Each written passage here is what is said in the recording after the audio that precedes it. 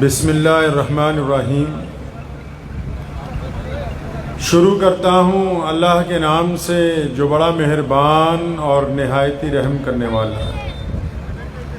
تمام حضرات درود شریف پڑھیں جی۔ اللہم صلی علی محمد وعلی آل محمد کما صلیتا۔ جن لوگوں کو درود شریف آتا ہے وہ پڑھیں میرے ساتھ۔ اللہم صلی علی محمد وعلی آل محمد کما صلیت علی ابراہیم انکا حمید مجید۔ اللہم بارک علی محمد وعلی آل محمد کما بارکت علی ابراہیم وعلی آل ابراہیم انکا حمید مجید۔ صلی اللہ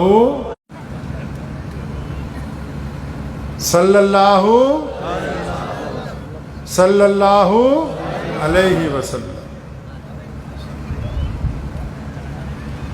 ہزار جدت ترازیوں کے مزاج بدلا کرے زمانہ، مگر یقین رہے گا عامر مزاج باطل وہی پرانا۔ ہماری ذلت کی انتہا کیا، ہماری پستی کا کیا ٹھکانہ۔ گناہ تو پھر گناہ ٹھہرے، گناہ تو پھر گناہ ٹھہرے، عبادتیں بھی مجرمانہ۔ عروج سے باہر نہ ہوگی کبھی حیات منافقانہ۔ زباں پہ اسلام کا وظیفہ مگر خیالات کافرانہ۔ آج پہلی دفعہ نوہر میں آنے کا موقع ملا مسلم مہاسبھا کے اس پرتیبھا سمیلن میں۔ مجھے بڑی خوشی ہوئی دیکھ کے کہ سرب دھرموں کے لوگ جو ہیں وہ اس پروگرام میں موجود ہیں۔ تعلیم سے پہلے 10 منٹ کی گفتگو میں آپ سے یہ کرنا چاہتا ہوں کہ مذہب کیا ہے، دھرم کس کو کہتے ہیں؟ کیا مذہب عبادت کرنے کا طریقہ ہے؟ کیا مذہب لوگوں کو سنگٹھت کرنے کا طریقہ ہے؟ کیا مذہب کچھ لوگوں کے جھنڈ کو اکٹھا کر لینے کا طریقہ ہے؟ مذہب کس کو کہتے ہیں؟ اور ہمارے پیارے نبی حضرت محمد الرسول اللہ صلی اللہ علیہ وسلم نے اسلام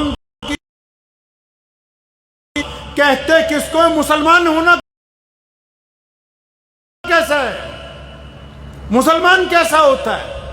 ہم مسلمان بنے کیوں ہیں؟ کیا نماز پڑھنے کا نام اسلام ہے؟ کیا مسجد بنانے کا نام اسلام ہے؟ کیا قرآن پاک کی تلاوت کی جائے اس کو مسلمان؟ مذہب ہم سے کیا چاہتا ہے؟ ایک بہت مشہور مقولہ ہے کہ نیم حکیم خطرہ جان،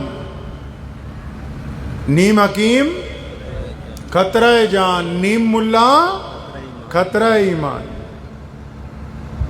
کہ ڈاکٹر اگر جھولا چھاپ ہوگا، کوئی ڈگری نہیں، ہو سکتا ہے کہ جان چلی جائے بندے کی۔ اسی طرح دھرم کی ویاکھیا کرنے والا اگر اندر سے دھرم کا ماننے والا نہیں ہوگا، صرف پہناوا مذہب والا ہوگا، تو سمجھو کہ بہت سارے لوگوں کا ایمان چلا جائے گا۔ ہم نے یہ دیکھنا ہے، آج کی رات آپ اکٹھے ہوئے ہیں، اتنا بڑا انتظام کیا ہے، کیا ہم جس نام کی وجہ سے اکٹھے ہوتے ہیں، جس نام کی وجہ سے اللہ اور اس کے رسول کا نام لے کر محبتیں بانٹتے ہیں، جس نام پر خیرات کرتے ہیں، زکوٰۃ دیتے ہیں، صدقات دیتے ہیں، لوگوں سے بے تکلفانہ رویات اختیار کرتے ہیں، وہ محمد الرسول اللہ ہم سے کیا چاہتے ہیں؟ محمد الرسول اللہ آئے کیوں ہیں؟ محمد الرسول اللہ نے چاہا کیا ہے؟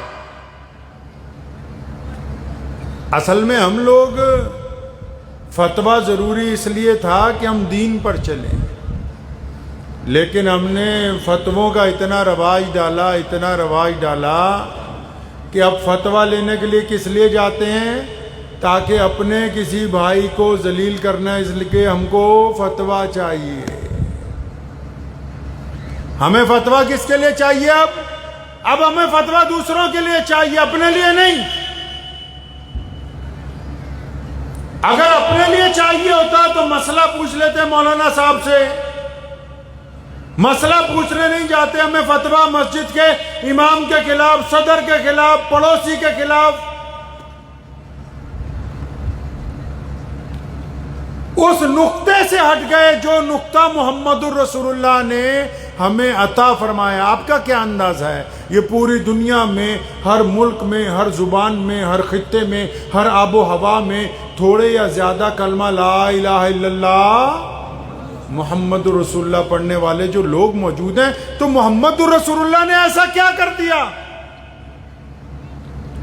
محمد الرسول اللہ نے ایسا کیا کیا کائنات میں کہ آج کائنات کے ہر ذرے میں، چاہے وہ افریقہ کے سنگلاخ چٹانیں ہوں، چاہے وہ امریکہ کی برف پوش پہاڑیاں ہوں، چاہے وہ ہم اس ملک کے اندر موجود ہوں، اتنے لوگ محمد الرسول اللہ کے دیوانے ہیں، اتنے لوگ محمد الرسول اللہ کی اتباع کرتے ہیں، ان کی پیروی کرتے ہیں۔ کیا ہے؟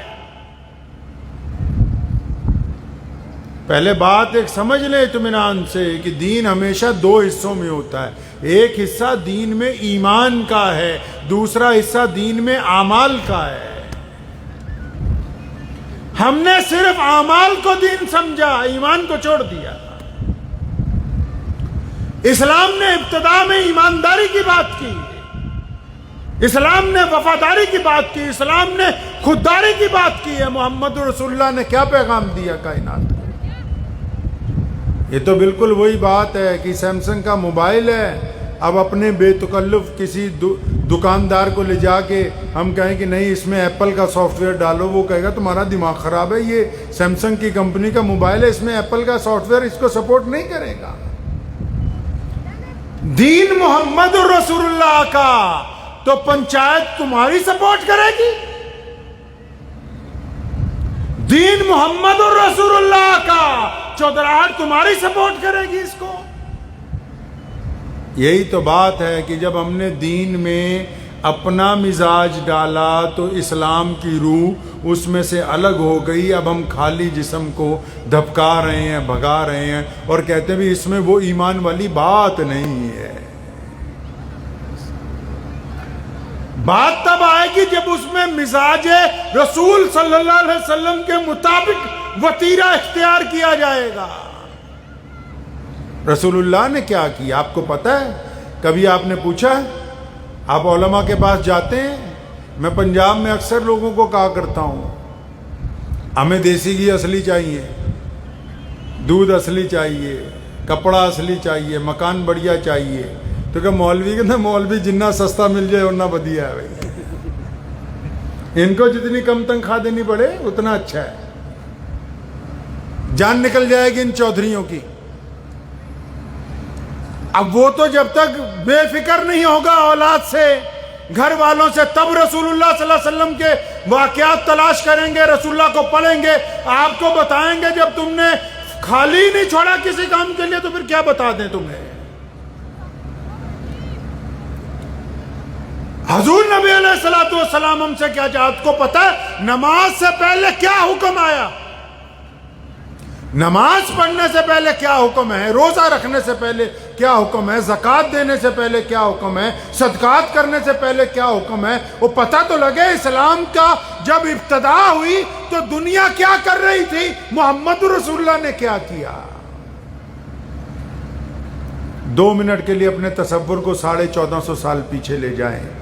مکہ ہے، مدینہ مکہ المکرمہ ہے، رسول اللہ صلی اللہ علیہ وسلم پیدا ہوتے ہیں، رسول اللہ صلی اللہ علیہ وسلم اس شہر میں رہتے ہیں، وہاں رسول اللہ صلی اللہ علیہ وسلم کو نبوت عطا ہوتی ہے، اور حالت کیا ہے کہ 2 بھائی اگر لڑتے ہیں، اگر ایک بھائی کا قتل ہوتا ہے تو اپنے بچوں کو وصیت کر کے جاتا ہے کہ جب جوان ہو جاؤ گے تب اس کا قتل ضرور کرنا۔ لوگ لڑ رہے ہیں خاندانی لڑائیاں پشت در پشت، یہ تب کی بات ہے جب رسول اللہ آئے۔ اور یہ جو بیٹی ہماری کھڑی ہو کے تقریر کر رہی ہے، محمد رسول اللہ جب دنیا میں آئے تھے، لوگ بیٹی کو پیدا ہوتے ہی ریت کے اندر جا کے دبا کے آتے تھے، کسی کو داماد بنانا پڑے گا۔ کسی دلہن کو یہ حق نہیں تھا کہ وہ اپنے شوہر تک صحیح سالم پہنچے. اسلام کا نہیں، وشو کا اتہاس اٹھائیے. محمد رسول اللہ جب آئے، یشرب سے لے کے کیسر و کسرا تک، جس کو آج ایران و عراق کہتے ہیں، ایران و عراق سے لے کے تاشقند و بخارا تک، تاشقند و بخارا سے افریقہ کے جنگلات تک، وہاں سے لے کے امریکہ کی برف پوش پہاڑیوں تک، جتنے چودھری تھے، بڑے بڑے اس دور کے نواب ہوں، بڑے بڑے شہزادے ہوں، چاہے راجے ہوں، انہوں نے کہا تھا کہ بس ہم ہی بندے ہیں. کبھی پڑھو دنیا کا اتہاس اٹھا کے، وہ کہتے تھے بس جو ہیں ہم ہیں، غریب آدمی کچھ نہیں. منڈیوں میں انسان بیچے جاتے تھے، غلام بیچے جاتے تھے عرب کے اندر. رسول اللہ آئے، کبھی پوچھا رسول اللہ نے نماز سے پہلے کیا بات کی؟ رسول اللہ نے سارے مکے کے لوگوں کو اکٹھا کیا اور سمجھائی بات کہ آؤ ہمیں کہ اللہ کی عبادت کرتے ہیں، اور بتایا کہ میں اللہ کا رسول بن کے آیا ہوں تو سب سے پہلے ہم سب کی ماں امی خدیجۃ الکبریٰ رضی اللہ تعالی عنہ نے ہاتھ اٹھایا، فرمایا لبیک یا رسول اللہ، میں آپ کے ساتھ ہوں. دوسرے نمبر پر مسلمانوں کے خلیفہ سیدنا ابو بکر صدیق رضی اللہ تعالیٰ عنہ. کون ابو بکر؟ جو سب سے بڑے مسلمان ہیں دنیا کے اندر. ابو بکر کے لیے بس اتنا بتاتا چلوں کہ جس دن ابو بکر کو مسلمانوں کا خلیفہ بنایا ہے نا، حضرت ابو بکر مسلمانوں کی حکومت کے لیے جب بنے، رسول اللہ کے بعد تخت کے اوپر بیٹھے، تو کئی صحابی جن میں حضرت عثمان رضی اللہ تعالیٰ عنہ شامل ہیں، حضرت عمر رضی اللہ تعالیٰ عنہ شامل ہیں، حضرت ابو عبیدہ بن جراح شامل ہیں، اور حضرت خالد بن ولید اکٹھے ہو کے گئے خلیفہ کے پاس. کہنے لگے تو نے اپنا سب کچھ اللہ کے راستے میں دے دیا، خلیفہ بن گیا ہے. یہ تو آج سرکار کہتی نا کہ بتاؤ جو آدمی مکھیہ منتری بنتا ہے یا منتری تمہارے پاس کیا ہے؟ ابو بکر جس دن تخت پہ بیٹھے سارا مال خیرات کر دیا تاکہ کوئی یہ نہ کہے کہ سرکاری خزانے میں سے کوٹھی بنائی ہے. سب کچھ دے دیا. جب سب کچھ دے دیا تو یہ 3-4 دوست جو تھے اللہ کے رسول کے قریبی تھے، یہ پہنچے گا ابو بکر آپ نے تو سب کچھ دے دیا، روٹی کہاں سے کھاؤ گے؟ ایسا کرو، یہ جو سرکار ہے ہماری خلافت ہے، اس کی طرف سے تمہیں تنخواہ لگا دیتے ہیں، وہ تنخواہ آئے گی تو اس تنخواہ کے ساتھ تمہارا بھی گزارا ہو جائے گا. تو ابو بکر نے کہا رہنے دو. کہنے نہیں لگانی ہے. کہنا اچھا پھر لگا دو. تو ساروں نے پوچھا ابو بکر کتنی تنخواہ لگا دیں؟ مسئلہ ابو بکر کی تنخواہ کا نہیں ہے، آپ کو یہ بتانا چاہتا ہوں اسلام چلتا کیسے. ہم نے سوچا کہ صرف نماز سے چلتا ہے، اذان سے چلتا ہے. سیدنا ابو بکر نے کہا ہے حضرت عثمان رضی اللہ عنہ کو، اچھا ایسا کرو کہ جتنی مزدور کو ایک دن کی دہاڑی دیتے ہو نا اتنی لگا دو. تو جتنے ساتھی تھے ہنسنے لگے، کہنے لگا ابو بکر وہ کملا ہو گیا، مزدور تو ایک دن میں اتنا کما ہی نہیں سکتا کہ وہ اپنے 5 بچوں کے ساتھ اپنی بیوی کے ساتھ اچھا کھانا کھا سکے. مزدور ایک دن میں اتنے پیسے نہیں کماتا کہ وہ سال میں اپنے بچوں کو کپڑے دلوا سکے. مزدور ایک دن میں اتنے پیسے نہیں کماتا. آج بھی مزدور جو دہاڑی کرتا ہے وہ سال میں اتنے پیسے نہیں اچھا کما سکتا کہ وہ اپنے گھر کی چوتی ہوئی چھت کو بنوا سکے. سب نے کہا ابو بکر یہ کیسی باتیں کرتے ہو؟ وہ مزدور کے پاس اتنے پیسے کہاں ہوتے ہیں؟ تیرے پاس تو اتنا بڑا گھر ہے، یہ سب کچھ تو نے اللہ کے راستے میں دے دیا، مزدور تھی دہاڑی میں تیرا گزارا نہیں ہوتا. ابو بکر نے بیٹھتے ہی تخت کے اوپر اپنے سٹینو کو بلایا، اپنے پرنسپل سیکرٹری کو بلایا، اپنی وزارت میں اپنے ہوم منسٹر کو بلایا. کہنے لگا یہ سارے کہتے ہیں کہ مزدور جتنی دہاڑی میں میرا گزارا نہیں ہوگا. اسلامی خلافت کا پہلا حکم نامہ لکھو. مسلمانوں کی جب خلافت بنائی گئی محمد الرسول اللہ کے بعد، جب ابو بکر خلیفہ بنے، دنیا میں سب سے پہلا جو حکم جاری کیا، ابو بکر کہنے لگے یہ میرے دوست کہتے ہیں کہ مزدور کی ایک دن کی دہاڑی میں تمہارا گزارا نہیں ہوگا، ان سے پوچھ لو جتنے میں گزارا ہوتا ہے. ایسا کرو پوری حکومت کے مزدوروں کی دہاڑی بڑھا دو تاکہ وہ بھی اپنے گھر میں کھانا کھا سکے، ابو بکر بھی اپنے گھر میں کھانا کھا سکے. یہ پہلا حکم ابو بکر نے جاری کیا. اس ابو بکر نے رسول اللہ سے پوچھا تھا یا رسول اللہ لبیک میں مسلمان ہوتا ہوں، یا رسول اللہ کرنا کیا ہے؟ بلال، کون بلال؟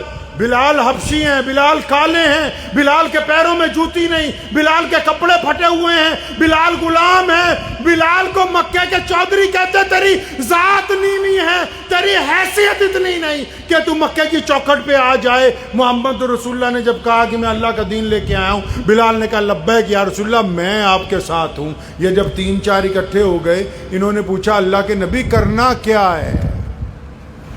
آپ لوگ بھی تو پوچھتے ہو نا لیڈروں سے، ارے جتنے چودھری آتے ہیں، لیڈر آتے ہیں، پوچھتے ہو نا آپ کو ووٹ دیں گے کیا کر کے دو گے؟ تو ابھی تو معراج پر نہیں گئے، ابھی نماز کا حکم نہیں آیا، روزے کا حکم نہیں، زکوٰۃ کا حکم نہیں۔ اللہ کے رسول کے دوستوں نے پوچھا یا رسول اللہ آپ کا لڑ پھڑ لیا، آپ کا ہاتھ پکڑ لیا، اب کرنا کیا ہے؟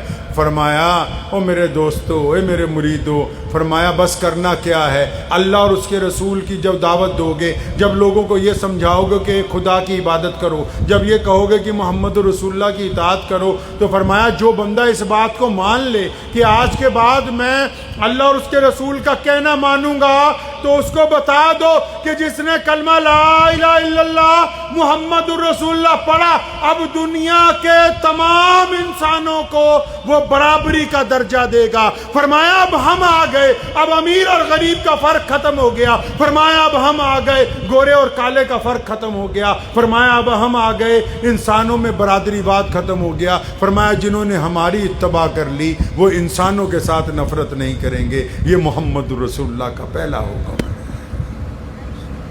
تبھی تو دین ہم تک پہنچا نا جی۔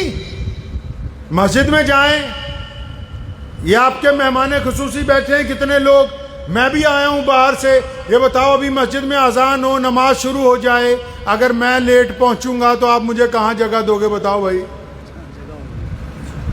مجھے آگے کھڑا کر دیں گے آپ؟ کہاں جگہ دیں گے بھائی؟ پیچھے؟ اگر تھوڑا اور لیٹ ہو جائیں ہم یہاں گپے مارتے ہوئے، پھر برآمدے میں تھوڑا اور لیٹ ہو جائیں عید کی نماز میں، تو کہاں نماز پڑھوں گا جی؟ میں ان کی پوچھ رہا ہوں جو اونچی پوسٹ پہ ہوں،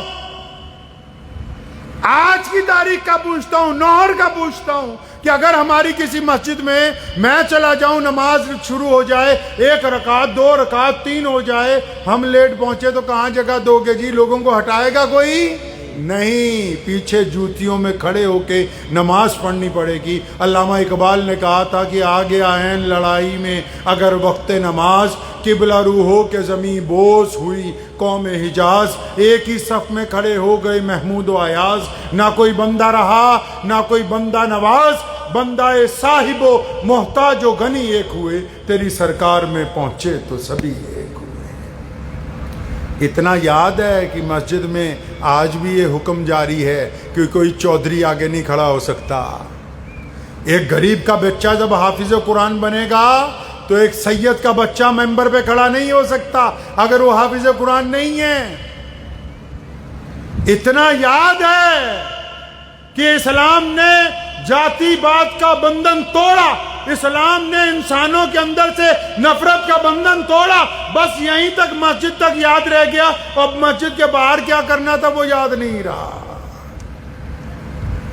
رسول اللہ کو پوچھا نا کہ یا رسول اللہ کرنا کیا ہے؟ فرمایا سب کو ایک برابر درجہ دینا ہے۔ ابو بکر کون ہے؟ شہزادے ہیں۔ بلال کون ہے؟ غلام ہے۔ فرمایا ابو بکر بلال آج سے تمہارا بھائی ہے۔ میں مانتا ہوں کہ ہمیں نماز پڑھنی آتی ہے، لیکن یہ کبھی سوچا کہ نماز پڑھنی کیوں ہے؟ روزہ رکھنا کیوں ہے؟ نماز جماعت سے ادا کیوں کی جاتی ہے؟ ہم نے الگ الگ کرنا چاہا، دھرم کو اور دنیا کو الگ الگ کرنا چاہا۔ مسلمانوں، تمہارے لیے دنیا نام کی کوئی چیز نہیں بنائی گئی۔ اسلام نے دنیا کو بھی دھرم کے ساتھ جوڑا ہے۔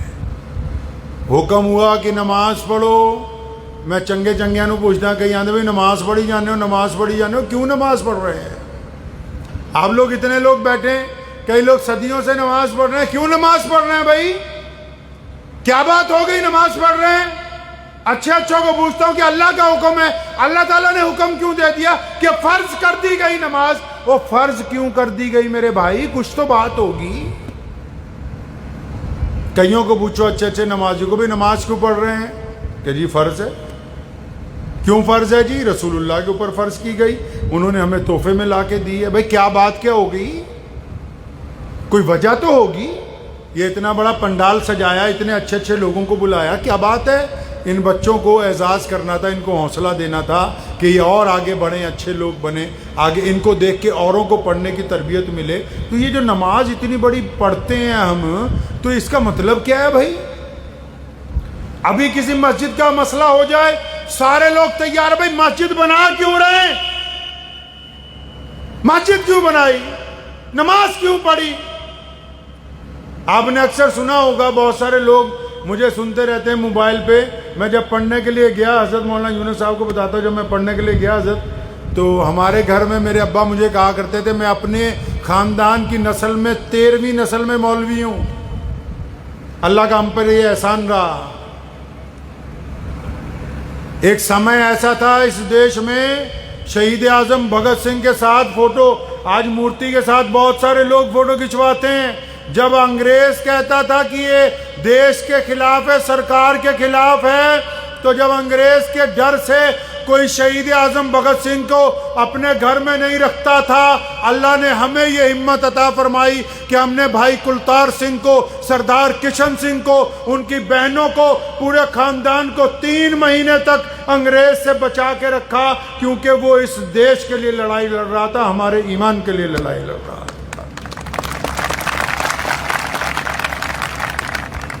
انگریز نے ریلوے اسٹیشنوں کے اوپر گھڑے مٹکے رکھوا دیے, ان مٹکوں کے اوپر لکھا ہندو پانی مسلمان پانی. اب جب ٹرین آتی تھی لوگ آواز لگاتے تھے, انگریز کے ملازم, ہندو پانی پی لو, مسلمان پانی پی لو. تو میرے دادا رئیس الارار مولانا حبیب الرحمان لدھیانوی رحمۃ اللہ علیہ ہندوستان کی جنگ آزادی کے ان لوگوں میں سے ہے جس نے اپنوں کی غلط بات کی بھی مخالفت کی, دشمن کے دانت بھی کھٹے کیے.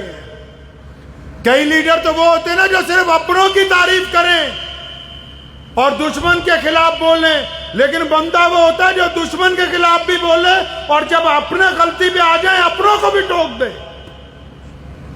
جب نعرے لگنے لگے اسٹیشنوں پر انگریز کی طرف سے ہندو پانی پیو مسلمان پانی پیو, تو لدھیانہ کے گھاس منڈی چوک میں لالا پولا رام جی کی دکان کے باہر جلسہ بلایا. مولانا نے سارے ہندو سکھ مسلمان اکٹھے ہوئے, فرمایا دیش آزاد کرانا ہے, سب نے کہا ہاں کرانا ہے. تو فرمایا پھر ان مٹکوں کو توڑ کے ایک ہی پانی پینا ہوگا, تب یہ دیش سے انگریز کو باہر نکالا جائے گا. پھر ان مٹکوں کو توڑا, سزا ہوئی 6 سال. لیکن یہ درس دیا کہ نہیں, ہم کو اس راستے پہ چلنا ہے جو اللہ اور اس کے رسول نے انسانیت کا عطا فرمایا. تو میں عرض یہ کر رہا تھا کہ یہ نماز جو ہے ہمیں پڑھنے کا حکم دے دیا. کیوں دے دیا؟ اب کیونکہ پڑھنا نہیں ہے, لکھنا نہیں ہے, قرآن مردے بخشوانے کے لیے رکھ لیا. اس قرآن میں لکھا ہے کہ ہم نے نماز اس لیے پڑھنے کا حکم دیا تاکہ آپ متقی بن جائیں. کیا بن جائیں جی؟ او بولو, کیا بن جائیں؟ متقی کس کو کہتے ہیں جی؟ اچھے آدمی کو. کس کو کہتے ہیں؟ اچھا آدمی کون ہے؟ جس کے کپڑے اچھے ہیں؟ نہیں. جس کے سر پہ دستار, اچھے کپڑے, بڑھیا داڑھی, بڑھیا گاڑی, آپ اس کو اچھا سمجھتے ہیں؟ جس کے پاس پیسہ ہو, دولت ہو, بڑھیا گھر ہو, وہ اچھا ہے؟ نہیں نہیں. جس کے ماں باپ اس کے گھر سے باہر نکلنے کے بعد کہتے ہوں کہ میرا بیٹا صحیح سلامت آئے, ایسا اچھا بیٹا دنیا میں کسی کے پاس نہیں ہے, وہ اچھا ہے. آپ اچھا کس کو کہتے ہیں؟ جو رات کو 2 بجے تک یار دوستوں کے ساتھ گپے مارتا ہو, سڑک کے نکڑ پہ کھڑا ہو کے یاری نبھانے کے لیے کچھ بھی کرنے کی قسم کھاتا ہو, یا جو اپنی بیوی اور بچوں کے ساتھ وفاداری نبھاتا ہو, آپ کے نزدیک اچھا کون ہے؟ آپ نے اچھا کس کو سمجھا ہے؟ آپ نے اچھا کس کو سمجھا؟ وہ بیوی جو صبح شام گھر میں فساد برپا کر دیتی ہو, یا گھر سے باہر سے آئے ہوئے پریشان حال خامد کو بار بار حوصلہ دیتی ہو کہ نہیں, ہم ان پریشانیوں کو شکست دے کے آگے بڑھیں گے, ایک دن آئے گا جب ہم کامیابی کی سیڑھی پر پیر رکھیں گے. آپ اچھا کس کو کہتے ہیں؟ جس کا پڑوسی اس انتظار میں دروازے پہ بیٹھتا ہے کہ بھائی صاحب آئیں گے تو سلام دعا کر کے اندر جاتے ہیں، یا جس کا پڑوسی دروازہ بند کر لیتا ہے کہ یہ مصیبت گزر جائے تو دروازہ کھولوں، آپ اچھا کس کو کہتے ہیں؟ آپ کو یہ تو پتہ لگ گیا کہ نماز پڑھنے کے لیے وضو ضروری ہے، نماز پڑھنے کے لیے قبلے کی طرف منہ کرنا ضروری ہے، نماز پڑھنے کے لیے امام کے پیچھے کھڑے ہونا ضروری ہے، نماز پڑھنے کے لیے ماں باپ کا کہنا ماننا ضروری نہیں؟ بڑے بڑے عالم بیٹھے، پوچھو محمد رسول اللہ نے اپنے مصلی پہ کھڑے ہو کے، کہاں کھڑے ہو کے جی؟ مصلی پہ کھڑے ہو کے فرمایا، اپنے صحابہ کی طرف دیکھا، رسول اللہ صلی اللہ علیہ وسلم کی آنکھوں میں آنسو آ گئے، فرمایا بلال اگر اقامت کہہ دے، اور فرمایا میرے صحابہ اگر میری ماں زندہ ہوتی اور وہ مجھے آواز مارتی، میں نماز کے لیے مصلی پہ آ جاتا، وہ مجھے کہتی محمد، تو فرمایا میں نماز چھوڑ کے اپنی ماں کے پاس جاتا۔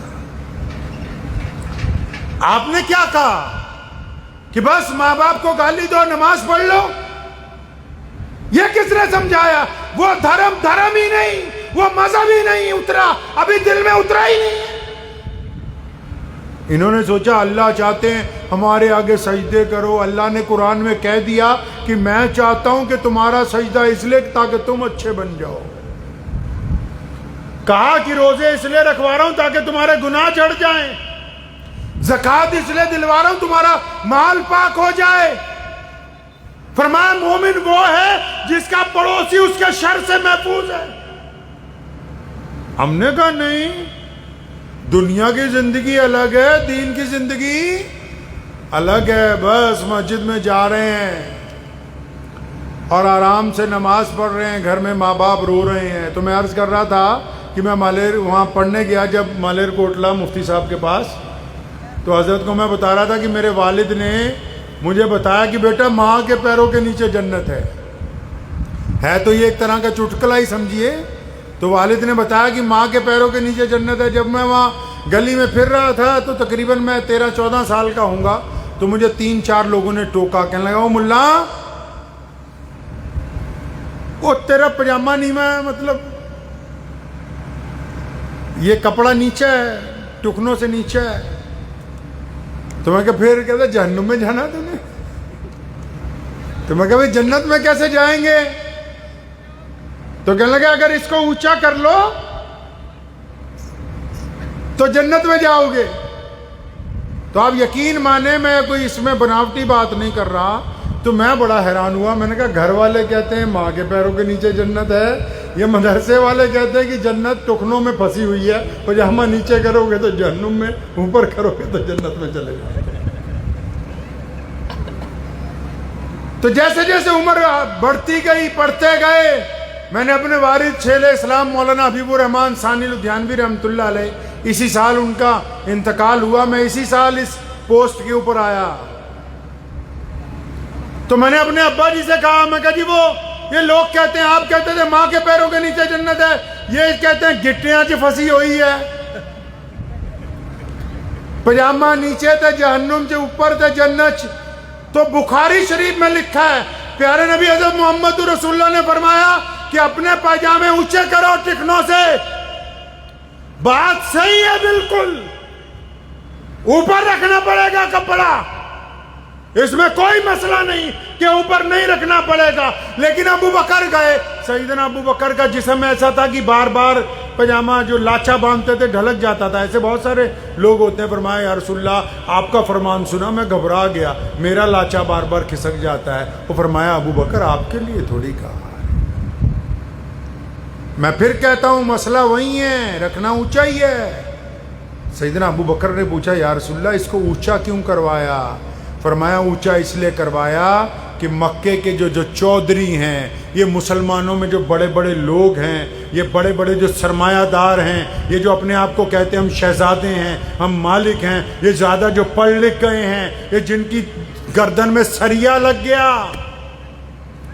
جو ایسے چلتے ہیں گردن اٹھا کے، فرمایا جو اپنے ماں باپ کی عزت نہیں کرتے، جو بیوی کے منہ پہ تھپڑ مارتے ہیں، جن کے بچے ان سے ڈرتے ہیں، جن کا پڑوسی ان سے خوفزدہ رہتا ہے، جو غریب کے سلام کا جواب نہیں دیتے، جو مظلوم کی مدد نہیں کرتے، جو غریب کے منہ میں لقمہ نہیں ڈالتے، جو کسی ننگے کو کپڑا نہیں دے سکتے، جو کسی پیاسے کو پانی نہیں پلا سکتے. فرمایا یہ اس لیے اونچا کیا تاکہ ان کی گردن جھک جائے، شرم آ جائے، حیا آ جائے. پتہ لگا کہ یہ اونچا کپڑا اس لیے کرنے کا حکم دیا کہ ہمارے اندر جو اکڑ ہے وہ کم ہو جائے. تو جب مجھے یہ پوری بات پتہ لگی، پتہ تو 10-15 سال میں جا کے لگی، تو پھر میں نے تقریروں میں لوگوں کو کہنے شروع کیا.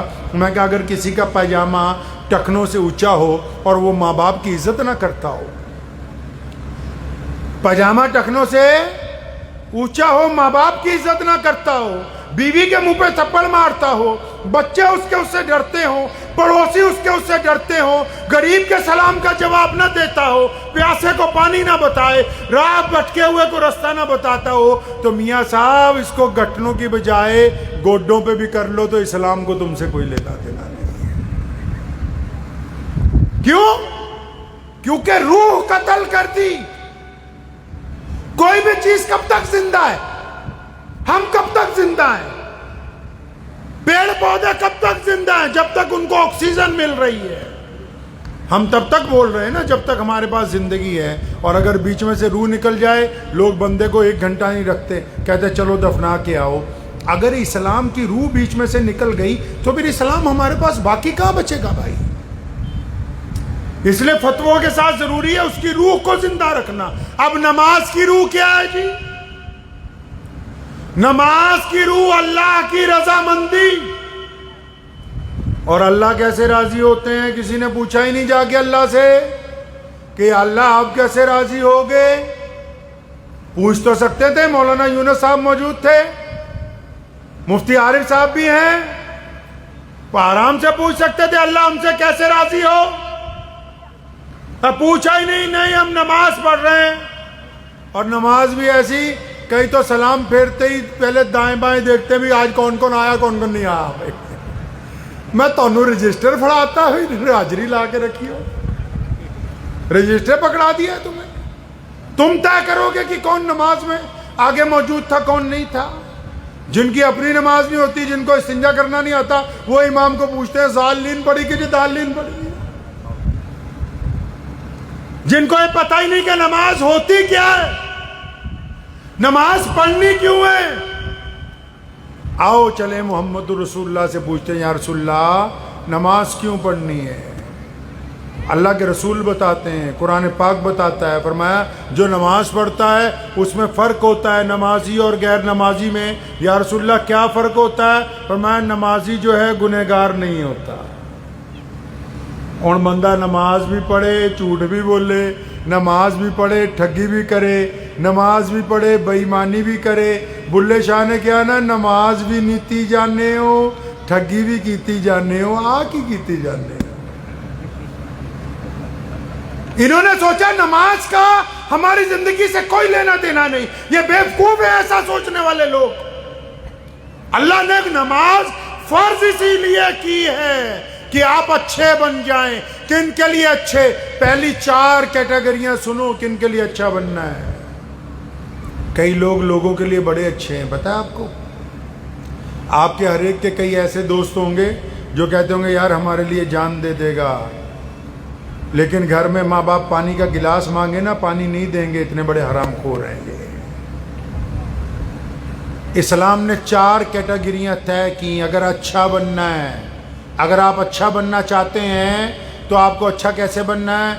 اسلام کہتا ہے جو نماز پڑھتا ہے اس کو ماں باپ کی اطاعت کرنی ہے. کس کی اطاعت کرنی ہے جی؟ ماں باپ کی اطاعت کرنی ہے. پھر اس کی نماز ہو جائے گی. اگر نماز پڑھتا ہے تو اپنی بیوی اور بچوں سے صلہ رحمی. عورت اگر نماز پڑھتی ہے تو اپنے خامد اور بچوں کے ساتھ صلہ رحمی کرنی ہے. 2 کیٹیگریاں ہو گئی. اسلام کہتا ہے کہ یہ نماز پڑھتا ہے تو اس کا پڑوسی اگر اس سے ڈرتا ہے، پڑوسی غریب ہے، پڑوسی بھوکا ہے، پڑوسی مظلوم ہے، اس کو چھوڑ کے کہیں اور پیسے بانٹتا پھرتا ہے تو پھر ابھی اس کی نماز نہیں ہو رہی. 4تھی کیٹیگری اسلام کہتا ہے کہ اگر کوئی سکا بھائی بہن، سکا چاچا تایا، سکا ماما، سکی پوا یہ غریب ہے، غریبی میں زندگی گزار رہی ہے، تم جا کے دور دور جا کے کہو جی فلاں مسجد میں پیسے دے دیے، فلاں مدرسے میں دے دیے، اگر خونی رشتہ دار غریب ہے جب تک آپ اس کی مدد نہیں کریں گے اللہ کے نزدیک آپ ایمان والے ہیں۔ ایسے ہی تھوڑی اسلام پوری، آج دیکھو پوری دنیا میں چرچا ہے اسلام کے خلاف، لیکن اس کے باوجود فرانس میں جاؤ، جرمن میں جاؤ، ٹوکیو میں جاؤ، انگلینڈ میں جاؤ، بڑے بڑے لوگ کلمہ لا الہ الا اللہ محمد رسول اللہ کا ورد کر رہے ہیں۔ کس بات سے کوئی طاقت ہے؟ طاقت کوئی نہیں۔ محمد رسول اللہ نے مسلمانوں کو درس دیا کہ ہم نے اپنا کردار زمین کے ساتھ جوڑ کے رکھنا ہے، مٹی کے ساتھ جوڑ کے رکھنا ہے، ہم نے گراس روٹ کے اوپر کام کرنا ہے، ہوا کے اندر چلنے کا درس اسلام نے نہیں دیا ہے۔ مسجد بنائی ہے، ابھی میں ہو کے آیا مدرسے میں مسجد ہے ماشاءاللہ، آپ لوگوں کے یہاں بھی بڑی مسجدیں ہوں گی، پتہ ہے مسجد کیوں بناتے ہیں آپ کو؟ اگر مفتی صاحب سے پوچھو کہ نماز گھر میں پڑھ سکتے ہیں، کہیں گے بالکل نماز گھر میں ہو سکتی۔ اگر نماز گھر میں ہو سکتی ہے تو پھر مسجد پہ اتنا پیسہ کیوں لگایا؟ اگر نماز گھر پہ پڑھ سکتے ہیں، 5 نمازیں فجر، ظہر، عصر، مغرب، عشاء، 5 نمازیں فرض ہیں، ان 5 نمازوں سے سپر نماز، بڑی نماز تہجد کی، کون سی جی؟ او بولو، تہجد، ماشاءاللہ بول رہے ہیں۔ کھانا وانا کھلائیں گے سب کو؟ نہیں ہاں نہیں، بعد میں کھلائیں گے نا۔ کہو صلی اللہ 5 نمازوں سے بڑی نماز تہجد کی نماز۔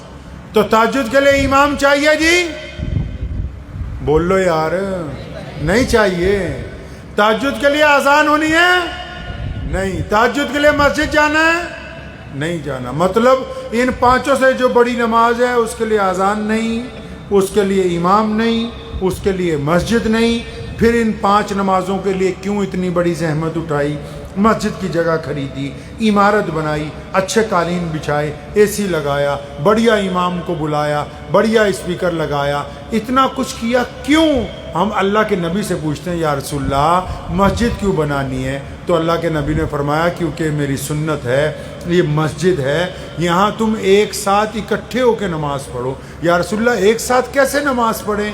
فرمایا کندھے سے کندھا جوڑ کے نماز پڑھو۔ یا رسول اللہ کندھے سے کندھا کیوں جوڑ لیں؟ فرمایا تاکہ تمہارے دل مل جائیں۔ پتہ یہ لگا ایک اچھا سماج سرجنے کے لیے، ایک اچھا معاشرہ بنانے کے لیے مسجد بنائی گئی، نماز تو گھر کے اندر بھی پڑھی جا سکتی ہے۔ ایک ایسا سماج جس میں پیار ہو، محبت ہو، اخلاص ہو۔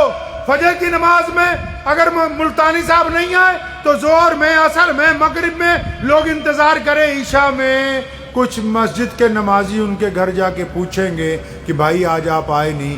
اگر بیمار ہوں گے تیمارداری کریں گے، دکھ درد میں ہوں گے حوصلہ دیں گے، پریشان حال ہوں گے دکھ درد بانٹیں گے۔ اگر آپ کو یہی پتہ نہیں کہ دائیں بائیں نماز کون پڑھتا ہے، امام کی کیا ضروریات ہے، ہم کیا چاہتے ہیں، مسجد کا کیا مقصد ہے، پھر ابھی مسجد میں نماز پڑھنے کا حکم مکمل نہیں ہوا ہے۔ سونے رسول مسجد میں بیٹھے، کہو صلی اللہ، رسول اللہ کا جب نام آئے تو کیا کہنا ہے بھائی؟ صلی اللہ۔ پتہ ہے رسول اللہ کون ہے؟ کائنات میں اللہ کے بعد صرف رسول اللہ۔ اللہ نے فرمایا وہ اللہ جس کو کسی کی ضرورت نہیں ہے، رسول اللہ کی شان بتانے کے لیے فرمایا، اور فرمایا دنیا کے لوگوں میں اللہ ہو کے اپنے رسول پر سلام بھیجتا ہوں، تم بھی محمد رسول اللہ پر سلام بھیجا۔ تو رسول اللہ صلی اللہ علیہ وسلم نے اپنی مسجد میں بیٹھے ہیں تو ایک بندہ آیا، اس نے کہا یا رسول اللہ کھانا چاہیے، اور اللہ کے نبی فاقے سے ہیں، مدینے میں قحط پڑا ہوا ہے، قحط فصل نہیں ہوئی۔ رسول اللہ نے مسافر کو کھانا اور مانگنے والا مسلمان نہیں، پڑھے محمد رسول اللہ کی تاریخ، مانگنے والا سوال کرنے والا مسلمان نہیں، یا رسول اللہ کھانا، محمد رسول اللہ کے خود پیٹ پہ پتھر بندھے ہوئے ہیں، لیکن مہمان کو خالی نہیں لوٹایا گیا، قرض لے کے کھانا کھلایا گیا۔ پتہ یہ لگا کہ جو مسجد کے متولی صاحب ہیں، مسجد کے جو پردھان جی ہیں، ان کا صرف یہی کام نہیں ہے کہ مسجد میں اچھی چٹائیاں ہوں، اے سی لگے ہوئے ہوں، استنجے خانے وضو خانے میں پانی ہو، ان کی ذمہ داری ہے کہ اگر مسجد تک کوئی بھوکا آ جائے اس کو کھانا کھلا کے بھیجیں، یہ ان کی ذمہ داری، کیونکہ یہ محمد رسول اللہ کی سنت ہے۔ رسول اللہ کی مسجد میں اللہ کے نبی بیٹھے، ایک بندے نے آ کے سوال کیا، یا رسول اللہ مجھے سواری چاہیے، مسافر ہوں۔ اللہ کے نبی علیہ السلام نے اونٹ پیش کیا۔ سوال کرنے والا اب بھی مسلمان نہیں ہے، اس وقت تو مسلمان ہی تھوڑے تھے گنتی کے تھے۔ پتہ یہ لگا کہ اگر کوئی مسجد کا انتظامیہ ہے، کوئی بھولا بھٹکا مسافر آ گیا، وہ کہہ رہا ہے تم سے، کہہ رہا ہے کہ اللہ کے واسطے مدد کر دو، تو کمیٹی والے کیا کہے؟ جھوٹ بول رہا ہے۔ کوئی سفیر آ گیا، جھوٹ بول رہا ہے، ہٹا کٹا مانگ رہا ہے۔ مانگنے والوں پہ ایک بات میں اپنے دادا مرحوم کی سناتا ہوں۔ میں چھوٹا تھا، 10-12 سال کا، تو میں نے، ہمارے یہاں اللہ کا بہت احسان ہے کہ روزانہ ایسے بہت سارے کیس آتے ہیں، کوئی کسی کے پاس کرایہ نہیں ہے، دوائیاں نہیں ہیں، کچھ نہیں ہے۔ ہمارے والدین نے یہ رسم ڈالی شروع سے کہ کوئی آئے مسجد تک وہ خالی نہ جائے، کیونکہ یہ مسجد ہماری نہیں ہے، یہ محمد الرسول اللہ کی ہے بھائی، ہماری تھوڑی۔ تو میں نے اپنے دادا کو ایک دن کہا، میں کہا جی ایک بندہ آتا ہے، روز آتا ہے یہ ہر نماز میں، آپ ہر نماز میں اعلان کر دیتے ہو بھی اس کی مدد کرو۔ تو مجھے کہنے لگے بیٹا پھر کیا ہوا؟ میں نے کہا جی ہو سکتا ہے جھوٹ بولتا ہو، سنو ہم نے کہاں سے تربیت حاصل کی، بڑوں کی باتیں جو ہیں زندگی میں پلے باندھ لینی چاہیے۔ مجھے بٹھا کے کہنے لگے بیٹا کیا یہ اللہ کا شکر نہیں ہے کہ اللہ تعالیٰ نے ہمیں دینے والوں میں رکھا ہے، لینے والوں میں؟ وہ بولو، لینے والوں میں نہیں رکھا، اللہ نے کس میں رکھا ہے؟ دینے والوں میں رکھا ہے۔ اور رسول اللہ فرماتے ہیں اسلام نے کہا گھوڑے پہ بیٹھ کے آ جائے مانگنے والا۔ یہ ان کو بتا رہا ہوں جو چودھری ہیں، جو ذمہ دار ہوتے ہیں مسجدوں کے، صرف نوہر کی بات نہیں کر رہا، میں پورے ملک کی بات کر رہا ہوں، جو بیٹھ کے کہتے ہیں جھوٹ بول رہا ہوگا، اللہ نے تمہیں دینے والوں میں رکھ دیا تو اب تم حاکم بن گئے، اب تم سوال کرنے لگے۔ اللہ نے تمہیں حاکم نہیں بنایا، تمہیں دینے کی عزت عطا کی ہے، تو بس دیتے رہو، سوال نہ کیا کرو۔ کیوں؟ کیونکہ میرے نبی علیہ السلام سفر پہ جانے لگے، ہم سب کی ماں امی عائشہ رضی اللہ عنہ فرمایا عائشہ میں سفر پہ جاتا ہوں، پیچھے سے کوئی مانگنے والا آ جائے تو خالی نہ جائے، کوئی مانگنے والا آئے تو خالی نہ جائے۔ امی عائشہ نے کہا یا رسول اللہ کئی بار کچھ نہیں ہوتا، فرمایا کھجور کی گٹلیاں تو ہوتی ہیں، وہ بھی اس دور میں قیمتی تھی، فرمایا لیکن خالی کوئی نہیں جانا چاہیے۔ اور پھر ہماری ماں نے کیا کیا، جب کوئی مانگنے والا آتا تھا اس کو کھانے پینے کا سامان بھی دیتی تھی، اور جب وہ کہتا تھا نا اللہ تمہارا بھلا کر دے، اللہ تمہیں اور دے دے، تو امی عائشہ رضی اللہ عنہ اس کا کھڑا کر کے فرماتی تھی اللہ تمہارا بھلا کر دے، اللہ تمہیں اور غنی کر دے، اللہ تمہیں مال دے دے۔ تو کئیوں نے کہا اماں جی آپ اس کو پیسے دیتی ہیں وہ اس لیے دعائیں دیتا ہے، اور پھر آپ دعاؤں کے بدلے دعائیں دینے لگتی ہیں۔ فرمایا پھر کیا ہوا، وہ اگر ہمیں دعائیں دے رہا ہے تو ہم اسے دعائیں نہ دیں۔ تو پتہ لگا مسجد میں بیٹھے مسافر آ گیا تو اس کی ذمہ داری نہیں، مسجد میں بیٹھے کوئی دکھ درد والا آیا، پریشان حال آیا، وہ اپنا دکھ درد سنانا چاہتا ہے، ہمارے پاس ٹائم نہیں ہے، بہترین دسترخوان لگایا، اور اگر ہمارا پڑوسی بھوکا ہوا تو پھر آپ نے کیا سمجھا کہ مسجد اپنے حکم میں آ گئی؟ مسجد تو ماں کا درجہ رکھتی ہے، ماں کے پاس بندہ جا کے روتا بھی ہے، ماں کے پاس کھانا بھی مانگتا ہے، ماں کے پاس جا کے اپنا دکھ درد بھی سناتا ہے، ماں کے پاس جا کے اپنی مشورہ بھی کرتا ہے۔ اور ساڈے اگر کوئی آ جائے بنا نماز دے مسجد دے، متولی جا کے پکھا ہی بند کر دیں گا ابھی ٹائم نہیں ہوا ہے۔ یہ ان کو کہہ رہا ہوں کہ جن کو اللہ نے ذمہ داری عطا کی ہے کہ یہاں سے گریبان پکڑا جائے گا قیامت والا دن، ان کا جن کو اللہ نے نوازا ہے۔ ایک بندے کو پیسے چاہیے تھے 5000 دینار، ہاں ابو بکر صدیق کے پاس گیا, فرمایا میرے پاس تو نہیں, ایک گھر بتاتا ہوں. فرمایا وہاں چلا جا. عثمان رضی اللہ تعالیٰ عنہ کا گھر بتا دیا. دروازہ ابھی کھٹکھٹانے ہی لگا تھا, اندر سے حضرت عثمان اپنے بیٹے کو ڈانٹ رہے ہیں کہ دودھ میں شہد ملا کے پیتا ہے, اتنی فضول خرچی کرتا ہے. وہ بندہ سوچنے لگا, کہتا مجھے کسی کنجوس کے دروازے پہ بھیج دیا, مجھے تو 5000 دینار چاہیے, یہ بندہ تو اپنے بیٹے کو اس بات پہ ڈانٹ رہا ہے کہ دودھ میں شہد ملا کے کیوں پیا. دونوں میٹھی چیزیں ہیں, ایک پی لیتا ایک دوسرے ٹائم پی لیتا. عثمان باہر آئے, بڑے لوگوں کی بڑی باتیں ہوتی ہیں. آتے ہی سلام کا جواب دیا, فرمایا پہلی معافی چاہتا ہوں, تمہیں انتظار کرنا پڑا, میں بچوں کو کچھ سمجھا رہا تھا. اپنی بیٹھک میں لے گئے. دنیا کا سب سے امیر آدمی ہے یہ جس کا قصہ سنا رہا ہوں میں. رسول اللہ نے جب سوال حکم امت کو کیا تو سارا مال کہاں سے آیا؟ سیدنا عثمان رضی اللہ تعالیٰ عنہ کے گھر سے. آج بھی سعودیہ میں سب سے بڑا بینک ان کا ہے, مدینے میں سب سے زیادہ باغات ان کے. تو آدمی کہتا ہے میں سوچنے لگا بھی مجھے کہاں بھیج دیا کنجوس آدمی کے گھر. تو عثمان نے بیٹھک میں بٹھایا, اس کو دودھ بھی دیا, شہد ملا کے, ساتھ میں کھجوروں کا حلوہ. کہنے لگا میں سوچنے لگا بیٹے کو ایک چیز پہ ڈانٹ رہے تھے کہ 2 کیوں کھائی, مجھے 3 دے دی. کہتا میں کھا رہا تھا تو بولنے لگا, کہنے لگا نہیں کوئی بات نہیں چپ رہو. اپنے خادم کو بلایا, فرمایا مہمانوں کے لیے جو اونٹ منگوایا تھا کہاں ہے؟ اونٹ آ گیا. جب اس مہمان کو کہا کہ یہ اونٹ آپ کے لیے ہے, اس پہ آپ کے گھر والوں کے لیے کپڑے, 10,000 دینار اور آپ کے رستے کے لیے پانی, آپ کے رستے کے لیے کھانا لدوا دیا ہے. وہ مہمان کہنے لگا سیکھا کیونکہ بیوقوف نہ. کہنے لگا حضرت یہ اونٹ کون واپس لے کے آئے گا؟ وہ فرمایا واپس لینے کے لیے دیا ہی نہیں. تو جب چلنے لگا, لوگوں میں عادت ہوتی ہے نا, ہم لوگ چپ نہیں رہ سکتے, پوچھتے ضرور ہیں. تو کہنے لگا یار مجھے ایک بات بتا دو, مجھے سارے راستے پیٹ میں درد ہوگا. جب میں آپ کے گھر آیا آپ اپنے بیٹے کو ڈانٹ رہے تھے کہ فضول خرچی نہ کرو, تو میں سمجھا آپ کنجوس ہیں.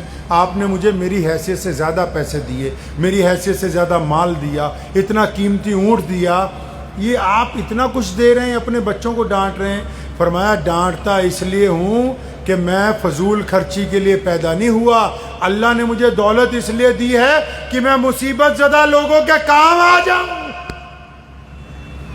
اعلیٰ جوتے پہننا کرامت کی بات نہیں ہے, اعلیٰ کپڑے پہن لینا کرامت کی بات نہیں ہے.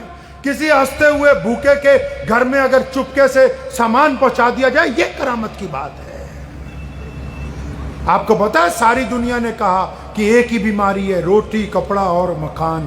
آج بھی جتنی سرکاریں بنتی ہیں پوری دنیا میں, صرف ہمارے ہی دیش میں نہیں, پوری دنیا میں جتنی سرکاریں بنتی ہیں وہ ایک ہی رونا روتی ہیں, روٹی کپڑا اور مکان. قربان جاؤں کہو صلی اللہ علیہ وسلم, میرے نبی نے دنیا کی دکھتی ہوئی رگ پکڑ لی یہاں سے.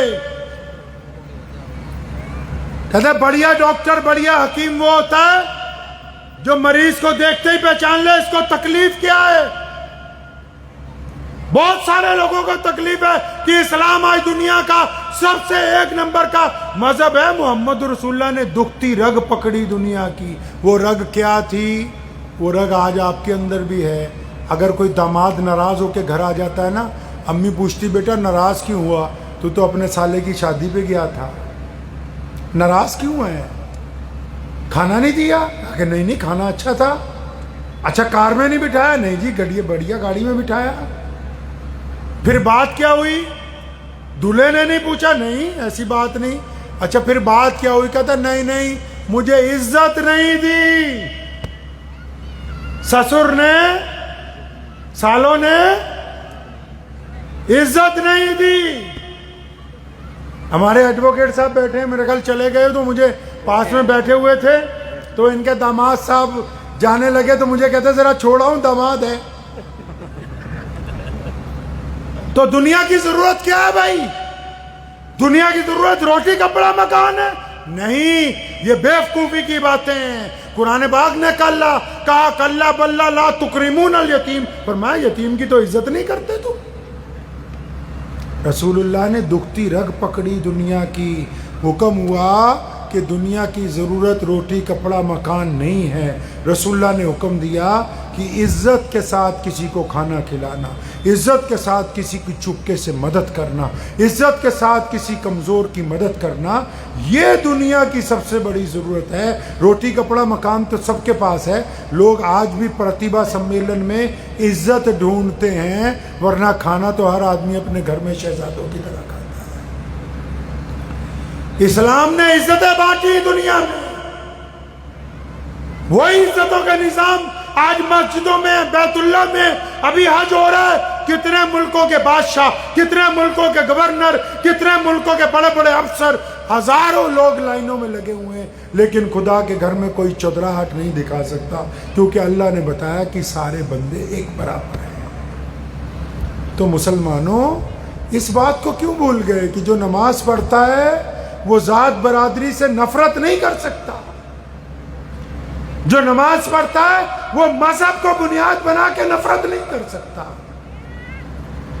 جس کو نماز پڑھنی سکھا دی گئی وہ پھر دوسرے کو اپنے سے کمتر نہیں سمجھ سکتا۔ نماز پڑھائی اسی لیے کہ یہ لوگوں میں برابری کرے گا، نماز پڑھائی اسی لیے کہ یہ محبت سے بولے گا، نماز اس لیے پڑھائی کہ یہ غریب کا ساتھ دے گا، نماز اس لیے پڑھائی کہ بیوی کی عزت کرے گا، نماز اس لیے پڑھائی کہ ماں کے پیروں میں بیٹھا کرے گا، نماز اس لیے پڑھائی کہ باپ کے پاؤں دبائے گا، نماز اس لیے پڑھائی کہ سکے بھائی کے ساتھ اس کی مصیبت میں مدد کرے گا۔ اب یہ سجدہ کرتا ہوا سوچتا ہو کہ سکے بھائی کا بیڑا غرق ہو جائے تو اس کا خود ہو جانا ہے، نماز اس کی ہونی نہیں ہے۔ یہ دین سے کوسوں دور چلے گئے۔ ہم نے سوچا نمازوں کا ہماری زندگی سے کوئی تعلق ہی نہیں،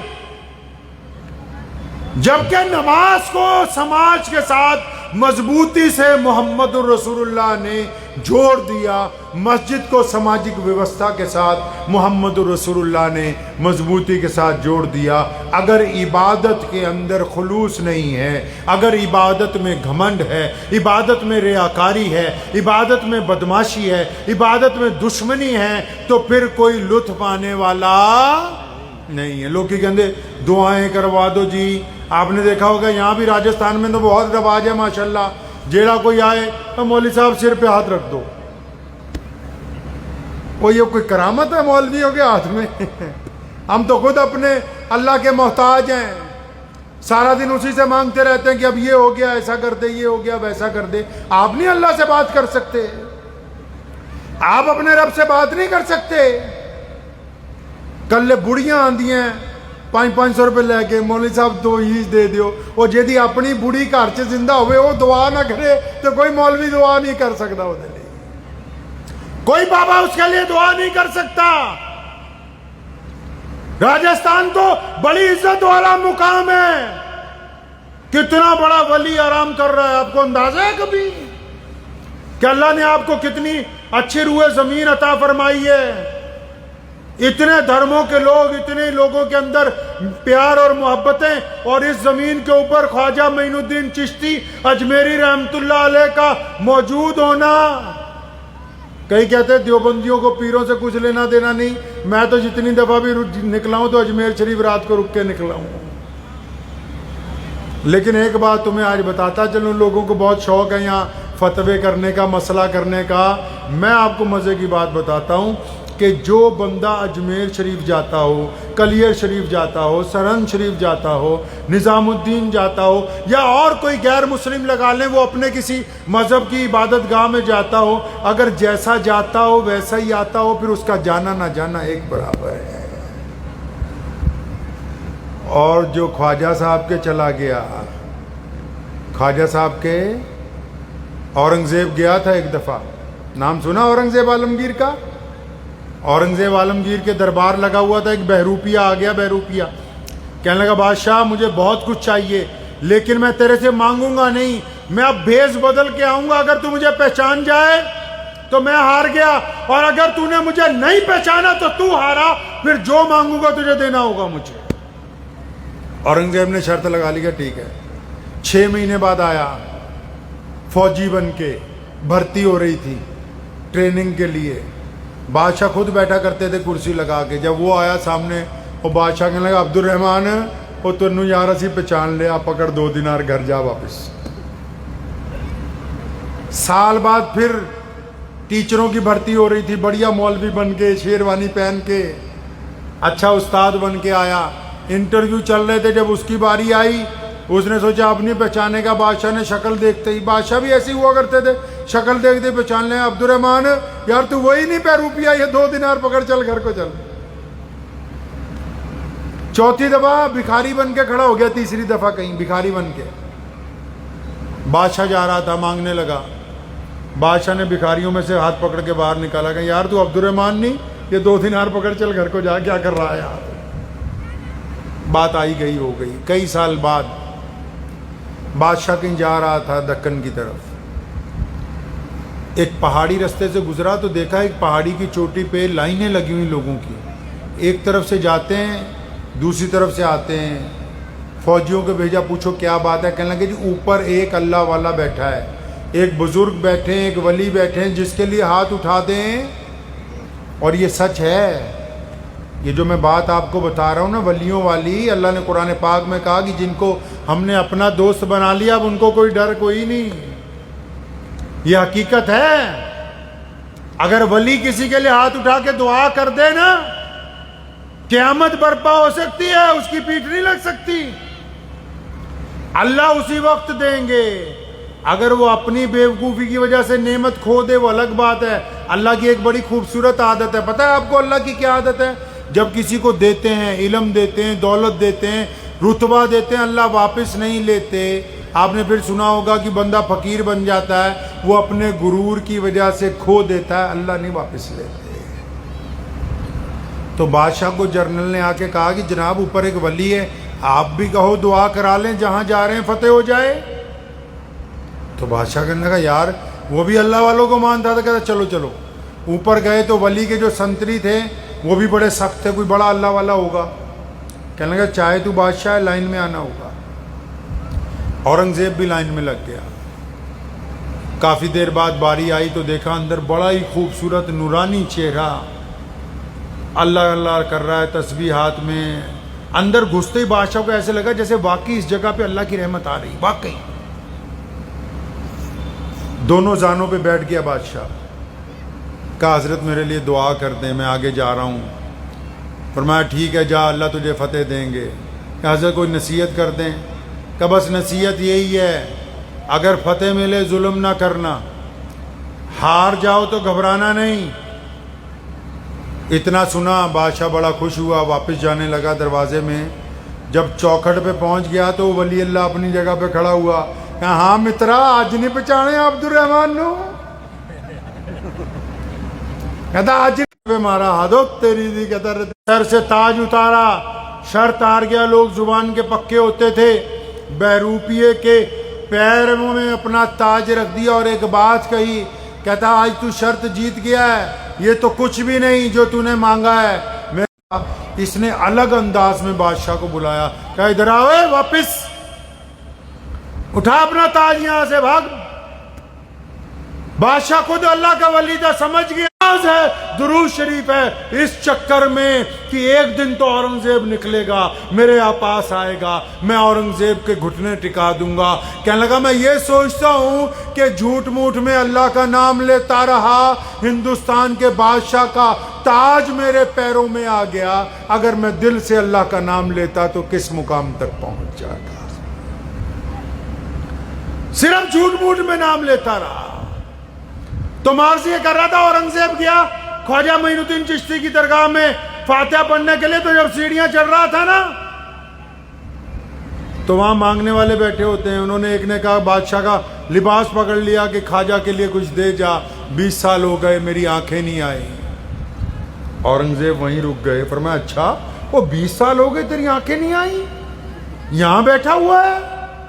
کہ ہاں کچھ دے جاؤ. اس نے سوچا بادشاہ دیناروں کی تھیلی دے دے گا, کوئی سونے کی تھیلا دے دیں گے. 2 سپاہی بلائے. کہنے لگے یار یہ 20 سال ہو گئے یہاں بیٹھا ہوا ہے, اس کی آنکھوں کی روشنی نہیں آئی, میں اندر جا رہا ہوں سلام کرنے. میرے آتے آتے اگر آنکھوں کی روشنی آ جائے ٹھیک ہے, نہیں تو اس کی گردن اتارو, ایک طرف کرو اس کی. بادشاہ اندر چلا گیا فاتحہ پڑھنے کے لیے. اب ہماری طرح کی تو فاتحہ نہیں تھی نا جی، جیسی آج کل فاتحہ پڑھتے ہیں، بھائی ادھر سے گئے ادھر سے نکل گئے۔ اللہ والے تو جب اللہ والوں کے یہاں جاتے ہیں پھر ان کی تار مل جاتی ہے اپنے رب کے ساتھ۔ بادشاہ جب کافی دیر کے بعد جب وہ اندر چلا گیا، ادھر یہ رو رو کے دعائیں کر رہا کہ یا اللہ آج اپنے نبی کے صدقے، آج معین الدین چشتی کی چوکھٹ کے صدقے آج میری آنکھوں کی روشنی دے دے، ورنہ یہ آئے گا اس نے آتے میری گردن مار دینی، میری جان تو بچا لے میرے رب بس آج۔ بادشاہ سلامت جب باہر آئے اس کے سارے طبق روشن ہو گئے، اچھا کوئی لینس لگانے کی بھی ضرورت نہیں رہی، بادشاہ سلامت لوگ کہتے ہیں اندھا تھا، ساری روشنی آ گئی، سب کچھ نظر آنے لگا بالکل صاف صاف۔ اورنگزیب نے کہا، کہتا اللہ والوں کے دربار کو بدنام کرتے ہو، نیت تمہاری اچھی نہیں ہوتی، نیت تمہاری اچھی نہیں ہوتی۔ تو سنو، جو لوگ خواجہ معین الدین چشتی کے دربار میں جاتے ہیں رحمت اللہ علیہ کے، وہ پہلے تو صرف اللہ اور رسول اللہ کے مجرم ہیں، قیامت والے دن کس کے مجرم ہیں جی؟ اللہ کے بھی اور رسول اللہ کے بھی۔ اور جس نے خواجہ صاحب کے تربت پہ کھڑے ہو کے فاتحہ پڑھی ہو پھر آ کے جھوٹ بولتا ہو، خواجہ صاحب کی تربت پہ فاتحہ پڑھنے کے بعد کسی کی بہن کو گندی نگاہ سے دیکھتا ہو، خواجہ صاحب کی تربت پہ فاتحہ پڑھنے کے بعد کسی سے ٹھگی کرتا ہو، بے ایمانی کرتا ہو، پہلے صرف اللہ اور رسول اللہ کا مجرم تھا، اب خواجہ معین الدین چشتی کا بھی مجرم ہے۔ یہ تم آسان سمجھتے ہو اللہ والوں کے دربار میں جانا؟ اللہ تبارک و تعالیٰ نے یہ دین عطائی اس لیے کیا ہے، ہم کائنات میں یہ اتنی بڑی قوم بنی اسی لیے، ہم عزتیں بانٹنے آئے ہیں، رسول اللہ نے ہمیں عزتیں بانٹنے بھیجا ہے۔ اسلام یہ تو نہیں کہا کہیں قرآن میں لکھا کہ پوری دنیا مسلمان ہو جائے، لیکن نہیں، اسلام یہ چاہتا ہے کہ عبد الرحمن اگر سڑک پہ چلتا ہو تو اس محلے کی غیر مسلم بیٹی بھی یہ کہتی ہو کہ یہ میری طرف گندی نگاہ سے نہیں دیکھتا۔ ہم سب اسلام کی تصویر ہیں، اسلام کی تصویر بنانے کے لیے کسی اچھے آرکیٹیکٹ کی ضرورت نہیں۔ آپ نے کیا سوچا یہ مولوی صرف اسلام کے ٹھیکیدار ہیں؟ اپنے موبائل میں اپنی سیلفی لے کے اپنی فوٹو کھینچ لیں۔ آپ اگر سچ بولتے ہیں تو مسلمان، اور بولو مسلمان سچے ہیں، آپ جھوٹ بولتے ہیں تو پھر مسلمان کیسے ہیں؟ آپ کسی کی بیٹی کی طرف گندی نگاہ سے دیکھتے ہیں تو پھر اس کا الزام عبد الرحمن پہ نہیں ہے، اس کا الزام پورے مسلمانوں پر ہے۔ آپ کسی پر ظلم کریں گے اس کا الزام صرف آپ پر نہیں آئے گا، پوری قوم کے اوپر آئے گا۔ آپ اگر کسی کے ساتھ ملاوٹ کریں گے، آپ اگر بے ایمانی کریں گے، آپ اگر جھوٹ بولیں گے تو پھر پوری قوم کے اوپر الزام آئے گا۔ پتہ لگا کہ یہ جتنے لوگ بیٹھے ہیں، چاہے داڑھی والے ہیں یا بنا داڑھی کے، نمازی ہیں یا غیر نمازی ہیں، امیر ہیں یا غریب ہیں، ان کی تصویر ان کے غیر مسلم دوستوں کے نزدیک اسلام کی تصویر ہے۔ کس کی تصویر ہے جی؟ اسلام کی تصویر ہے۔ اس تصویر کو خوبصورت کس کا بنانا کام ہے؟ ہمارا خود کا، کوئی باہر سے نہیں آئے گا بنانے کے لیے۔ اسلام نے کہا کہ تعلیم کا نظام اچھا کریں، آپ کہہ رہے ہیں کوئی اور آگے کر دے۔ قرآن پاک کی ابتدا میں قرآن کی جو پہلی آیت نازل ہوئی، آپ کو پتہ ہے پہلی آیت میں نہ نماز کی بات ہے، نہ روزے کی بات ہے، نہ حج کی بات ہے، نہ مسجد کی بات ہے، نہ داڑھی کی بات ہے۔ قرآن نے کہا اقرا بسم ربک الذی خلق۔ قرآن نے پہلا شبد جو لکھا اقرا مطلب پڑھو اپنے رب کے نام سے۔ کون پڑھو؟ لڑکے وہ بھی پڑھو، لڑکیاں وہ بھی پڑھو۔ اللہ نے کہا، رسول اللہ صلی اللہ علیہ وسلم کی حدیث میں موجود ہے، رسول نے فرمایا کہ تعلیم فرض کر دی گئی۔ کیا کر دی جی؟ جیسے نماز فرض ہے ویسے تعلیم فرض کر دی۔ مولانا سے پوچھیں، بخاری شریف میں صحیح حدیث ہے، فرمایا میرے صحابہ اگر علم سیکھنے کے لیے چین جانا پڑے، کہاں جانا پڑے جی؟ چین۔ چین کہاں تھا چائنا اس ٹائم؟ مکہ کہاں؟ چائنا 10,000 کلومیٹر، اور تب تو کوئی ہوائی جہاز نہیں، اور چائنا میں کوئی مدرسے کھلے ہوئے ہیں، اور چائنا میں کوئی شیخ الحدیث بیٹھا ہے، چائنا میں کوئی بڑے بڑے مولوی پیدا ہوئے، مسلمانوں کے نبی کہتے ہیں محمد رسول اللہ کہ مسلمانوں علم سیکھنے کے لیے، علم مطلب دنیا کا ہر فن سیکھنے کے لیے اگر چین جانا پڑے تو چلے جاؤ، مطلب یہ کہ دنیا کے جس حصے سے بھی اچھی تعلیم ملتی ہو وہاں جا کے اس تعلیم کو پڑھنا، اس کو حاصل کرنا ہمارے اوپر لازمی ہے۔ وقت بھی ہو گیا ہے، باتیں بہت ساری کرنی تھی، لیکن ایک بات بتا دوں آپ کو، 15 منٹ رہ گئے، بہت نقطے کی بات۔ 3 طبقے ہیں دنیا میں، 3 طرح کے لوگ۔ پہلے سب دھرم والے، جن کو ہم آج کل اپنے مسلمانوں میں گنوں تو مولوی ہو گئے، تبلیغی جماعت والے ہو گئے، سنی جماعت والے ہو گئے، جماعت اسلامی والے ہو گئے، جتنے ہیں یہ، ان کے جلسے میں جائیے تو ایک ہی بات ہے کہ اللہ کے ساتھ جڑ جاؤ، اللہ کے ساتھ جڑ جاؤ، دنیا بھی ملے گی، آخرت بھی اچھی ہو جائے، نماز پڑھیں، روزہ رکھیں، ٹھیک ہے، یہ ان کی بات بالکل درست ہے، اس میں کوئی خامی نہیں۔ جتنے بھی دھرمی لوگ ہیں وہ یہ کہتے ہیں دھرم سے جڑو، جڑ گئے جی، لیکن جب کوئی پریشانی آئی، دکھ درد آیا، مصیبت آئی تو یہ بولتے ہیں کیونکہ ہم تو مذہبی لوگ ہیں، یہ ہمارا کام، باقی ہمارا کام نہیں ہے۔ چلو جی ٹھیک ہے جی، آپ مذہبی لوگ ہیں، آپ کا کام صرف مذہب تک تھا تو آگے اب آپ کا نہیں ہے۔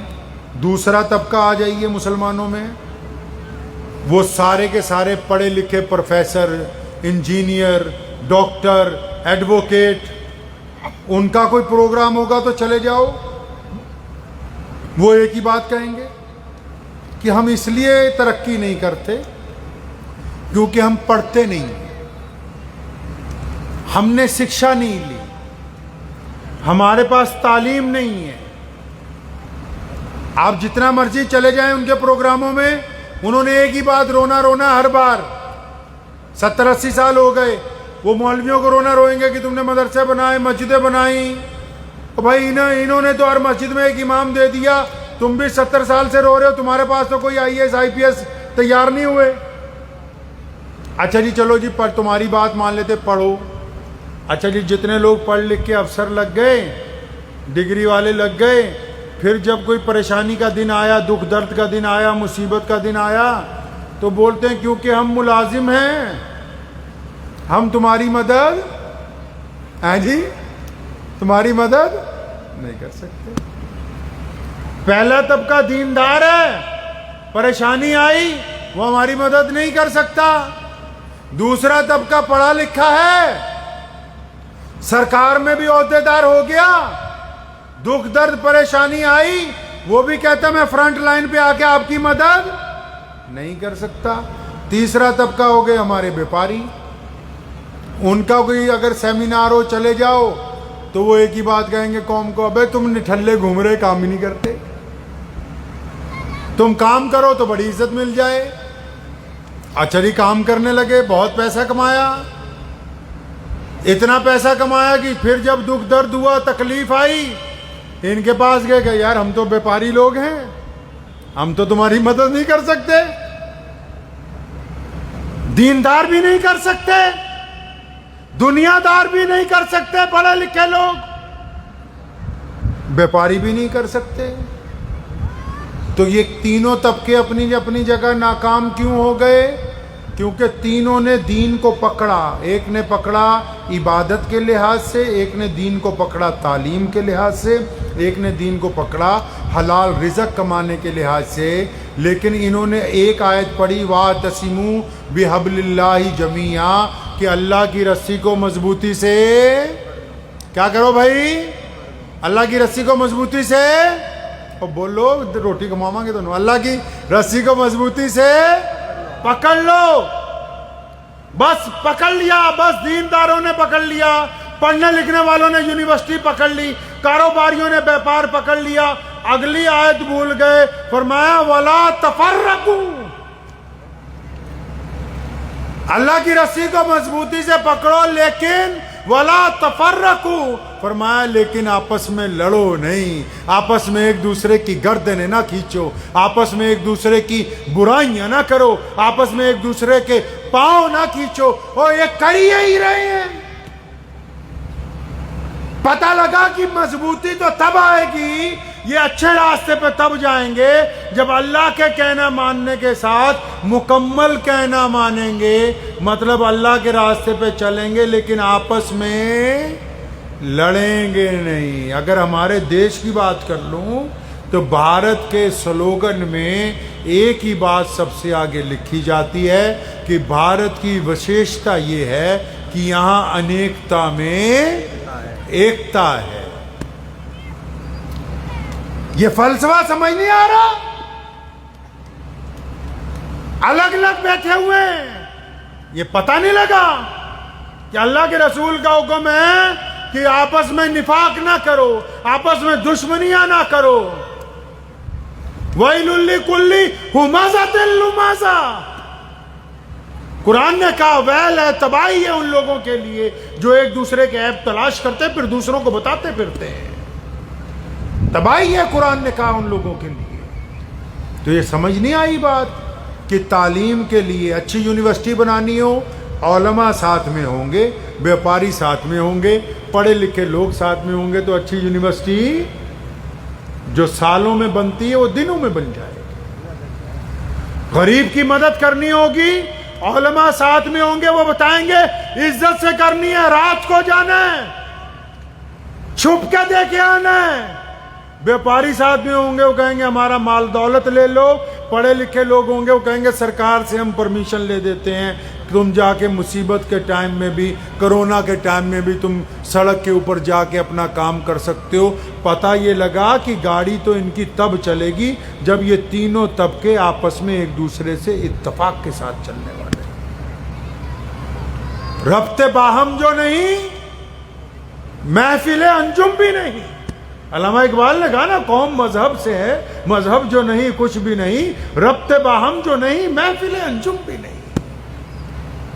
اگر آپ میں آپس میں پیار نہیں ہے، اتفاق نہیں ہے، اگر آپ یہ سمجھتے ہیں، میں اکثر کہا کرتا ہوں، اگر ایک مسلمان یہ سمجھتا ہے کہ میں کسی ہندو بھائی کا جھوٹا پانی نہیں پی سکتا ہوں، میں کسی سکھ کی کٹوری میں کھانا نہیں کھا سکتا، میں کسی عیسائی سے گلے نہیں مل سکتا، میں کسی دلت کے برتن میں نہیں کھانا کھاؤں گا، پھر ابھی اسلام اندر نہیں اترا، اوپر اوپر ہی رہ گیا ہے۔ اسلام میں تو یہ باتیں، انہی باتوں کو تو توڑا، تبھی تو ہم مسلمان ہوئے۔ ہم کیوں مسلمان ہوئے بھائی؟ ہم مدینے سے آئے ہیں، یہ اس چمڑی میں خون عرب کا گھسا ہوا ہے، کیونکہ محمد عربی صلی اللہ علیہ وسلم نے ہمیں یہ بات سمجھائی تو یہ ہمارے بزرگوں کی دلوں میں گھر کر گئی کہ اللہ نے ہمیں عزت عطا فرمائی محمد الرسول اللہ کے ذریعے، اور جن کو اللہ نے عزت دار بنایا ہو وہ دوسروں کی عزت چھیننے لگے تو کیا اچھی بات ہے؟ یہ اچھی بات ہے؟ اللہ نے آپ کو عزت دار بنایا، آپ لوگوں کو عزتیں بانٹیں گے جی انشاءاللہ۔ لوگوں کو عزتیں بانٹیے۔ آج بھی پوری دنیا میں سب سے زیادہ زکوٰۃ مسلمان دیتے ہیں، دنیا کی سب سے بڑی NGOs ہمارے پاس ہیں، دنیا کا سب سے بڑا چیریٹی کا نظام ہمارے پاس ہے پوری دنیا میں، لیکن ہم کسی بیٹی کو کمبل پکڑاتے فوٹو نہیں کھنچواتے، ہم کسی غریب کو راشن کا ڈبہ دیتے ہوئے اس کی تصویر نہیں چھاپتے۔ ہم دوسرے کا احترام اس لیے کرتے ہیں کیونکہ میرے رسول نے کہا کہ جب مسلمانوں ایک ہاتھ سے دو تو دوسرے ہاتھ کو خبر نہیں ہونی چاہیے۔ انسانیت کے فلسفے کو پکڑ لو، دنیا جو مرضی کہتی رہے، ہمیشہ یاد رکھیں کائنات میں جتنے لوگ ہیں جو مرضی کہیں، ہم کسی کو برا نہیں کہیں گے۔ اسلام کی یہ خوبی ہے، اسلام نے کبھی کسی کی برائی نہیں بیان کی۔ کیوں؟ میرے رسول نے ہمیں درس دیا، ہم لوگوں کی برائی کرنے کے لیے نہیں آئے، ہم تو اپنا پروڈکٹ اچھا بنانے آئے بھائی۔ آپ نے اخبار دیکھا ہے، ماروتی کی اشتہار آتا ہے، ٹوئٹا کا اشتہار آتا ہے، اس اشتہار میں کیا لکھا ہوتا ہے کہ ٹوئٹا اتنی اچھی ہے، ماروتی اتنی اچھی ہے۔ کبھی آپ نے ایسا اشتہار پڑھا کہ ٹوئٹا نے لکھا ہو کہ مہندرا کی گاڑیاں خراب ہیں مت خریدو، مہندرا نے لکھا ہو کہ ماروتی کی نہ خریدو؟ نہیں نہیں، یہ فلسفہ ہے محمد الرسول اللہ کا۔ ہم کسی کی برائی کرنے کے لیے نہیں بنے، ہمیں گراس روٹ پہ اپنا پروڈکٹ اچھا کرنا ہے بھائی۔ کریں گے انشاءاللہ، اپنا پروڈکٹ اچھا کرنا ہے، اپنا کردار، اپنی زبان، اپنے معاملات، اپنا اٹھنا بیٹھنا، اپنا کاروبار ہم نے اچھا کرنا ہے، گھاٹا پڑتا ہے پڑ جائے، لیکن حرام کا لقمہ ہمارے گھر میں آنا نہیں چاہیے۔ آپ اس بات کو اچھی طرح دل کی تختی پہ لکھ کے لے جائیے۔ ہم لوگوں نے کالج بنانا شروع کیا، کیوں؟ ہماری نیت یہ نہیں تھی کہ مسلمانوں کی بیٹیوں کو پڑھانا ہے، نہیں۔ آپ نے شاید میرا وہ بیان سنا ہو، ہم نے کہا کہ ہم خود بھی پڑھنا چاہتے ہیں، دوسروں کو بھی پڑھانا چاہتے ہیں۔ اگر آپ اس کام میں چلیں گے کہ صرف ہمیں ہی آگے بڑھنا ہے، نہیں نہیں، ایسے اسلام نہیں چلتا۔ اگر کوئی آدمی ابھی چھت پہ کھڑا ہو، آپ 5-7 لوگ اس کے پاس جائیں، اس کو بولے نیچے اتر، وہ کہے میں نہیں اترتا، تو آپ اس کو زبردستی دھکا دیں گے، وہ اترتا نہیں ہے۔ جب آپ دھکا دیں گے نا تو ایک ایک سیڑھی اترے گا آپ کے زور کی وجہ سے، لیکن آپ یاد رکھیں جب وہ نیچے آ جائے گا آپ سب بھی اس کے ساتھ کہاں آ جائیں گے؟ نیچے آ جائیں گے۔ لوگوں کو گرانے کی کوشش نہ کرو، جو ہمیں گرانے کی کوشش کرتے ہیں وہ بھی کامیاب نہیں ہو سکتے۔ مزہ تو اس میں بستی اجڑنا آسان ہے۔ میں کوئی بھی کام کرتا تھا بچپن سے، ابو جان کو کئی بار کہنا فلاں عمارت ایسے توڑ کے ایسے بنا دیں، تو میرے ابو نے مجھے پاس بلا لینا، کہنا یار پترا بہ جا، اور ایک ہی بات سمجھانے کا، یار بستی اجڑنا آسان ہے، بستی بستے بستے بستے بستی ہے۔ آگ لگانا کمال کی بات ہے، کوئی پیڑ لگا دینا کمال کی بات ہے، کسی کو بھڑکا دینا کوئی کمال کی بات ہے، کسی گرتے ہوئے کو سہارا دے دینا کمال کی بات ہے، کسی کو نفرت کے لیے تیار کر دینا کمال کی بات ہے، کسی کے ساتھ کسی کی ناراضگی کو دوستی میں بدلوا دینا یہ کمال کی بات ہے۔ ایسے بھی سوچنا شروع کریں کبھی کہ ہم نے نماز پڑھنی ہے۔ رسول اللہ نے فرمایا کہ پھلدار درختوں کی آبیاری کرو، خود مدینہ منورہ میں اپنے ہاتھ سے درخت لگائے۔ صحابہ کو فرمایا کھیتیوں کو نقصان نہ ہو جائے، فرمایا دریا کے کنارے بیٹھے ہو پانی اتنا استعمال کرو جتنی ضرورت ہے، باقی پانی گندا نہ ہو جائے۔ یار کیسے سوچتے ہو مذہب سے؟ عجیب بات ہے، مذہب صرف مسجد میں نہیں ہے، مسجد تو اس مذہب کی وہ طاقتور بنیاد ہے جس نے آپ کو خوبصورت انسان بنا کے اس سماج کے اندر بھیجنا ہے، مسجد کو اس کام کے اندر لے کے آئی ہے۔ ان نمازوں کو ایسا بنا لیجئے کہ ان نمازوں کی وجہ سے لوگ آپ کو کہیں کہ یہ بندہ نمازی ہے، جھوٹ نہیں بولتا، یہ بندہ نمازی ہے، بے ایمانی نہیں کرتا، یہ بندہ نمازی، اس کی آنکھیں جھکی ہوئی ہوتی ہیں۔ لطف یہی ہے، زندگی کا لطف یہی ہے۔ اگر آپ نے زندگی ابھی تک جی نہیں ہے، ناراضگیوں میں ہی گزار دی ساری زندگی، پھر تو کوئی لطف کا کام نہیں نہ کیا۔ یار کچھ تو ایسا کرو کہ کسی ناراضگی کو اپنے اندر ڈھال لیجئے کہ ہم نے اپنا کوئی دل تو بڑا کرو۔ یار میں نے بہت سارے لوگوں کو سنا، آپ کے یہاں بھی 2-4 ایسے ہیں، یار جس کو بھی کہتے منہ پہ کہہ دیتا ہوں۔ ایسے لوگ ہیں بہت سے آپ کے دوستوں میں جو بیٹھ کے بڑے فخر سے یہ بات کہتے ہیں، یار میں تو منہ پہ کہتا ہوں جو کہتا ہوں۔ جو بے ایمان ہے ایسا کہتے ہیں، سن لو بات، جو دوستوں میں ایسا بندہ ہو جو آپ کو کہتا ہو کہ میں ہر ایک کے منہ پہ کہتا ہوں سچی بات، یہ سچی نہیں کہتا، یہ اس کی بے عزتی کرتا ہے۔ سچی کہنی ہوتی تو رات کو گھر پہ جا کے نہ کہہ گیا تھا کہ میرے بھائی فلاں معاملے میں تیری عزت لٹ رہی ہے، میں تیرا ساتھ دیتا ہوں، اپنا ٹھیک کر لیں۔ یہ سچی نہیں کہتا، اس کا دل اتنا چھوٹا ہے کہ اپنے بھائی کا ایک عیب نہیں چھپا سکا، اس کا دل اتنا چھوٹا ہے کہ اپنی دوست کی بیٹی کی ایک بات اپنے دل میں نہیں چھپا سکا، اس کے پیٹ میں درد ہوتا رہتا ہے، کس کس کو بتاؤں۔ قرآن نے کہا وَيْلٌ لِّكُلِّ ہُمَزَةٍ لُمَزَةٍ، فرمایا بس تمہارے لیے رگڑا لگنے والا ہے۔ اچھا ہم نے سوچا قرآن مردے بخشوانے کے لیے، نہیں، قرآن اس لیے نازل ہوا کہ ہمیں سیدھے راستے پر لے کے آنا ہے۔ وقت بھی ہو گیا، باتیں بہت ساری تھیں، لیکن جن لوگوں کا آپ نے اعزاز کیا نا، جن کو عزت دی، ان کو عزت دینی بہت ضروری تھی۔ جن کی ہم نے حوصلہ افزائی کی ہے، ان کی حوصلہ افزائی کرنی بہت ضروری تھی۔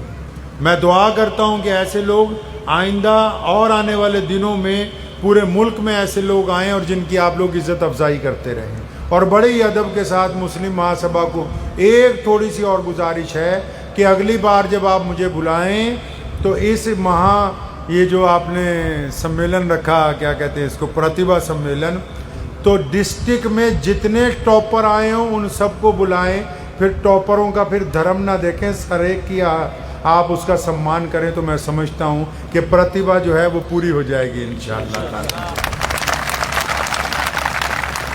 اور ان کا کرنا اس لیے ضروری تھا کیونکہ یہ زیادہ پچھڑے ہوئے ہیں۔